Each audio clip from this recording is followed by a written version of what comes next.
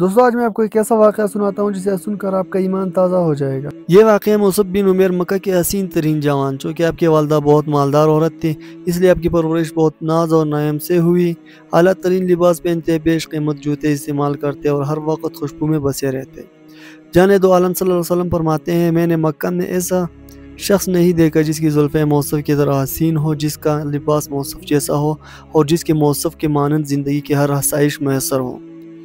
دارالقم میں ایمان لائے، پہلے تو اپنے ایمان کو چھپاتے رہے، مگر ایک دن عثمان بن طلحہ نے آپ کو نماز پڑھتے دیکھ لیا اور آپ کے والدین کو اطلاع دے دی۔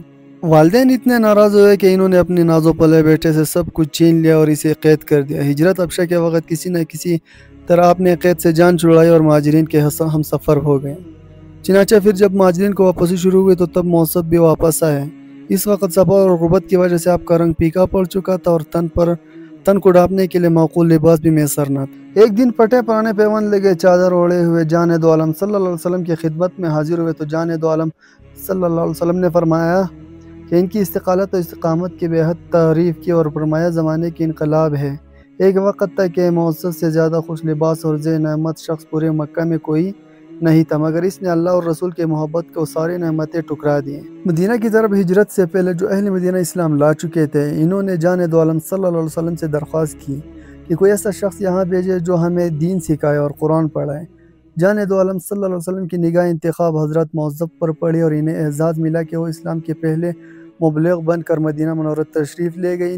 ان کی دعوت، تبلیغ اور محنت کے انحصار سے بیشتر گھرانے مسلمان ہو گئے۔ جب مسلمانوں کی تعداد خاصی ہو گئی تو حضرت موصف رضی اللہ عنہ نے جان دو عالم صلی اللہ علیہ وسلم کو خط لکھا کہ اگر اجازت ہو تو میں یہاں جمعہ پڑھانا شروع کر دوں۔ جان دو عالم صلی اللہ علیہ وسلم کی طرف سے اجازت نامہ آیا تو سعد بن حمص رضی اللہ عنہ کے گھر میں حضرت موصف رضی اللہ عنہ کی امامت میں نماز جمعہ ادا کی گئی اور نمازیوں کو بکری ذبح کر کے کھلائی گئی۔ یہ پہلی نماز جمعہ تھی جو اسلام میں باجماعت ادا کی گئی۔ اسلام کے لیے اس نے بہت قربانی دی۔ غزوہ بدر میں مہاجرین کا جھنڈا حضرت موصف رضی اللہ عنہ کے ہاتھ میں تھا۔ اسی طرح غزوہ احد میں بھی آپ کے ہاتھ میں علم تھا، اسے مرتے دم تک اونچا رکھا۔ دایاں ہاتھ کٹ گیا تو بایاں ہاتھ میں لے لیا اور بایاں ہاتھ بھی کٹ گیا تو علم کو کٹے ہوئے بازو کے ہسارے میں لے کر سینے سے چمٹا لیا۔ پھر جب زخموں سے چور ہو کر زمین پر گر گئے تو ایک صحابی نے بڑھ کر جھنڈا اٹھایا اور حضرت موصف شہید ہو گئے۔ جب لڑائی ختم ہوئی تو جان دو عالم صلی اللہ علیہ وسلم ان کے لاش کے پاس آئے جو اوندھی منہ پڑی تھی اور یہ آیت کریمہ تلاوت فرمائی۔ پھر فرمایا، اے عہد کے جانثارو، اللہ کا رسول گواہی دیتا ہے کہ تم قیامت کے دن بالغین شہداء کے مقام پر فائز ہوں گے۔ پھر صحابہ کرام سے مخاطب ہو کر فرمایا، لوگوں ان کے زیارت کے لیے آیا کرو اور انہیں سلام کیا کرو۔ خدا کی قسم قیامت تک جو شخص بھی ان کو سلام کرے گا اس کا سلام کا جواب دیں گے۔ پھر جب ان کو کفن دیا جا رہا تھا تو سوائے ایک چادر سر کے کوئی کپڑا نہ تھا اور وہ بھی اتنی چھوٹی تھی کہ سر پر ڈالی جاتی تو پاؤں ننگے ہو جاتے اور پاؤں ڈانپے جاتے تو سر برہنہ ہو جاتا۔ پھر جان دو عالم صلی اللہ علیہ وسلم نے فرمایا، سر کو چادر سے ڈھک دو اور پاؤں پر اصغر گھاس کا ایک قسم ڈال دو۔ یہ کفن تھا اس شخص کا جس سے زیادہ خوش پوشاک پورے مکہ میں کوئی نہ تھا۔ شہادت کے وقت آپ کی عمر 40 سال تھی۔ ان لوگوں نے اسلام کے لیے بہت قربانی دی، جیسے کہ حضرت بلال رضی اللہ عنہ گرم ریت پر بھاری پتھروں کے نیچے بھی عہد عہد کی صدا بلند کرتے رہے۔ حضرت خبیب بن حدی نے قتل سے پہلے بھی یہ دعا مانگی کہ یا اللہ مجھے اتنی مہلت دے کہ میں اپنی آخری نماز ادا کر سکوں۔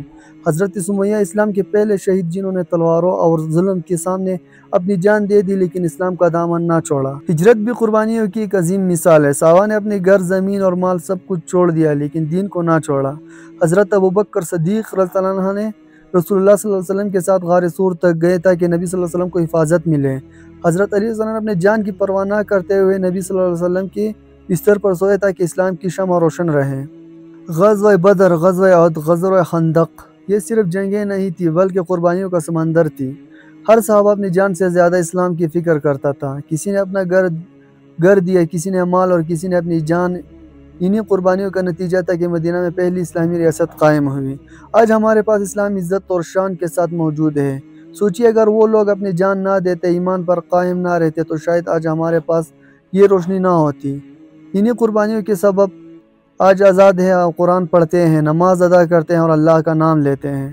اے دوستو، آج ہمارے لیے سب سے بڑی قربانی ہے کہ ہم اپنے اعمال سے اسلام کا جھنڈا بلند کریں، جھوٹ، دھوکہ اور نفرت چھوڑ کر سچائی، ایمانداری اور محبت کو اپنائیں۔